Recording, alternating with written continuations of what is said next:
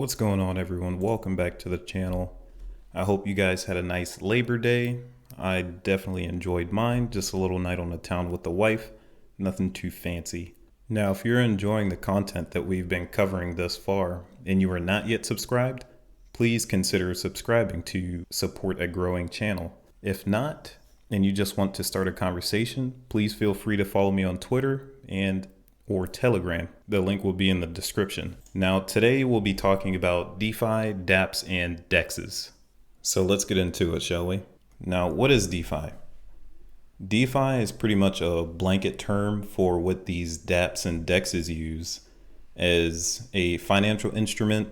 It can be an application or a service and different kind of technologies that are on the blockchain, and their primary task is to become an alternative to the banking sector and replace the traditional financial system that we have today with open source protocols, which can be upgraded, changed, or used by anyone to create their own dApp.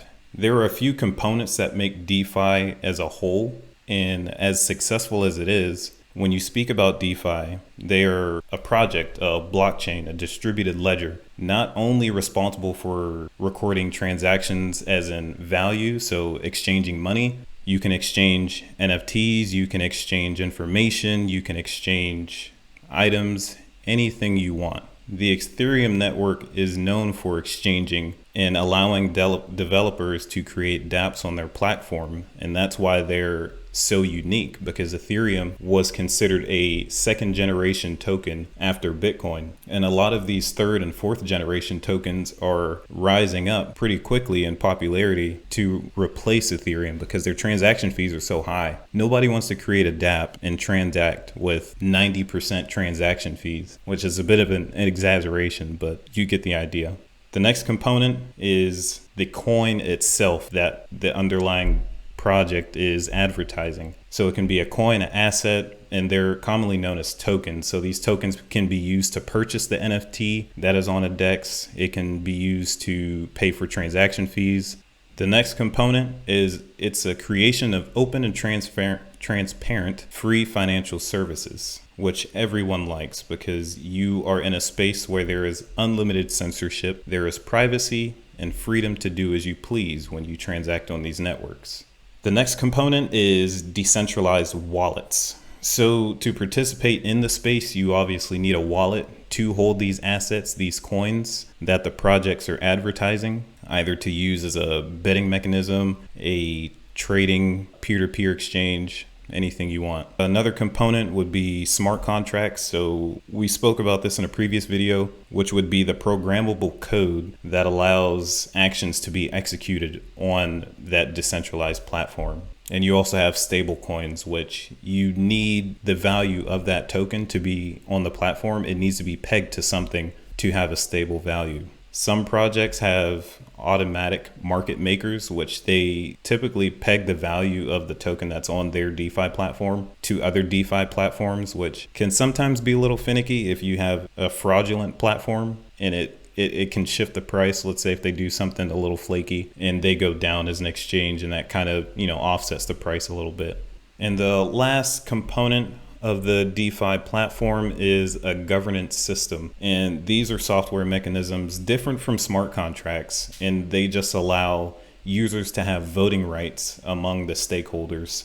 So if you have a significant amount of coins, you can have a significant amount of voting rights in regards to that platform. A few benefits that come with DeFi is transparency. Obviously, you and the other party know exactly what's going to happen, whether you enter into a contract, you're exchanging an NFT, or you create a bet between a person or another. You know on that date that it will be executed and you or the other party will get their money. It's inclusive. This is another benefit. Anyone could get into DeFi. All you have to do is go to a platform, download their wallet, and participate in any service that they offer without any censorship. There's no higher visibility when it comes to trading on these platforms. It's just you and the other users that's in the ecosystem.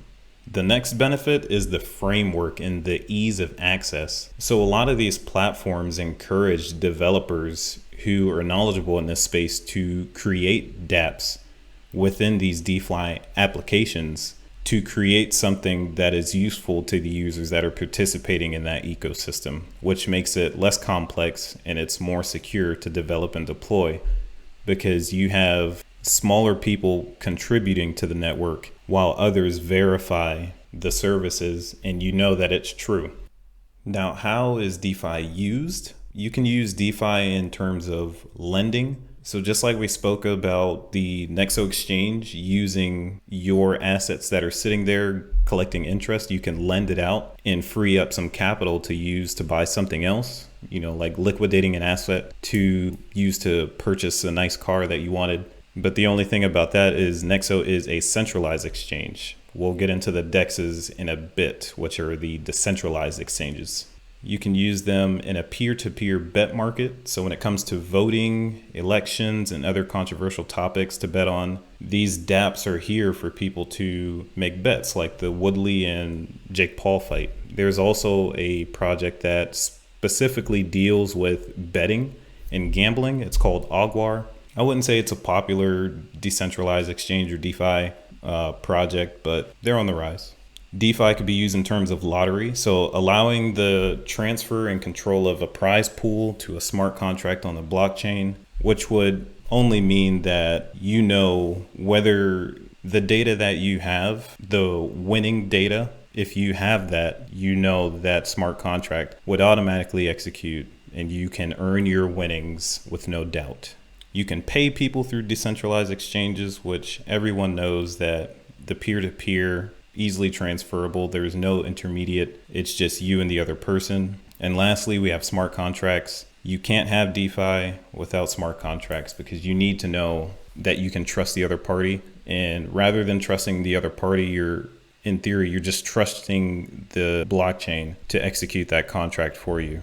Now, what are these dApps that we talk about? Decentralized applications. These decentralized applications allow for people to execute financial decisions and financial moves on a decentralized platform. Now, when you think about a dApp, think about it as a digital application or a program, and it's decentralized. So when you compare it to Uber or Twitter, these are centralized apps.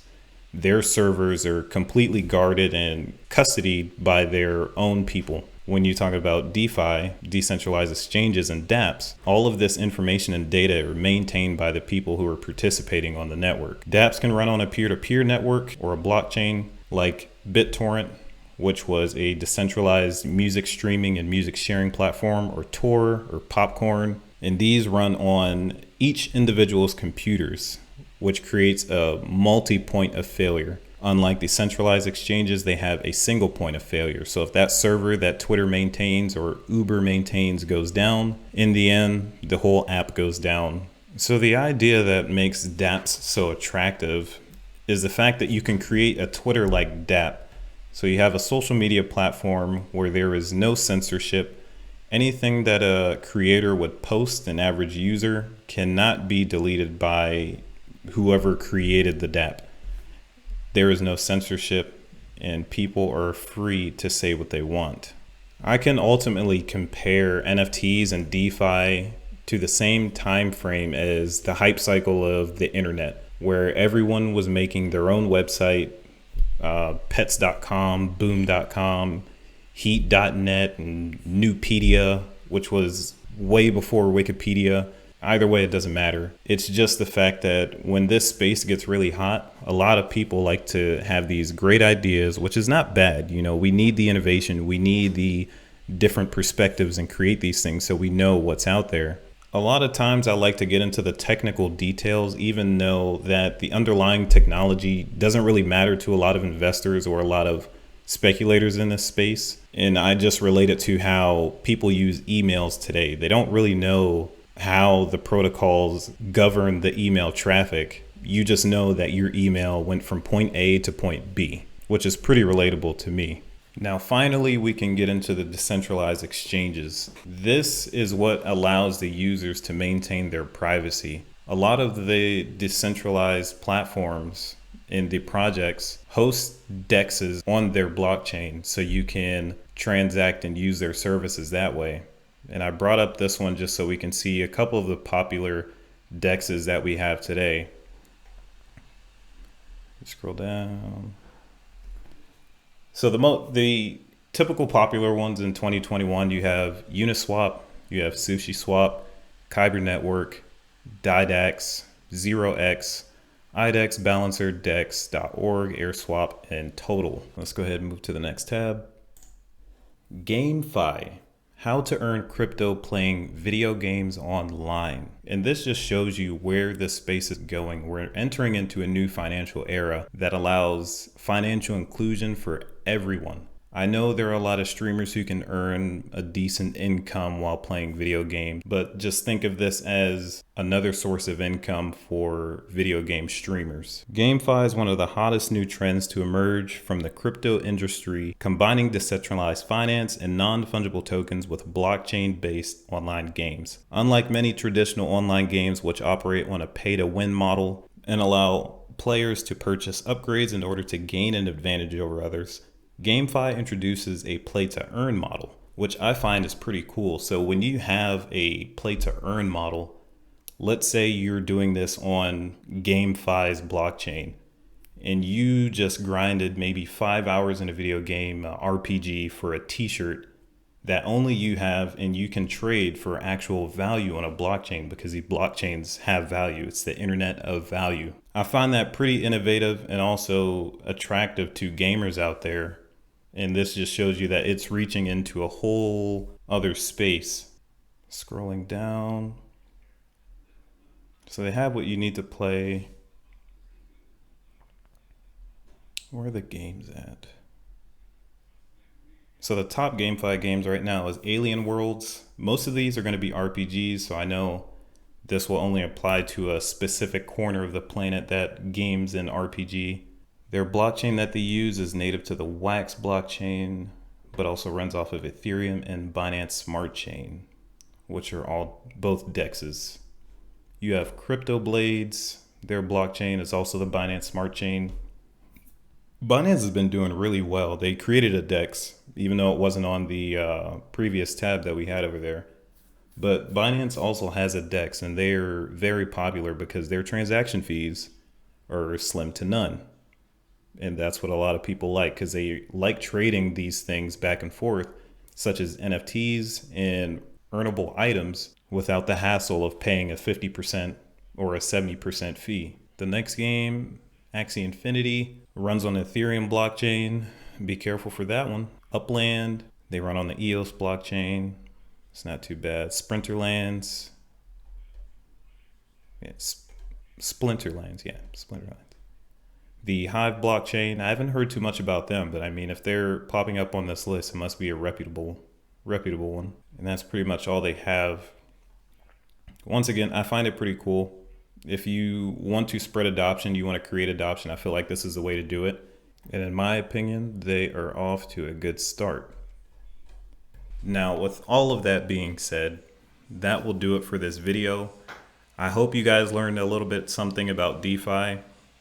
Next week, I'll get into some more interesting news in terms of El Salvador and solidifying their Bitcoin legal tender bill. It's pretty exciting news coming up in the future. Once again, I do thank you, and I do appreciate you.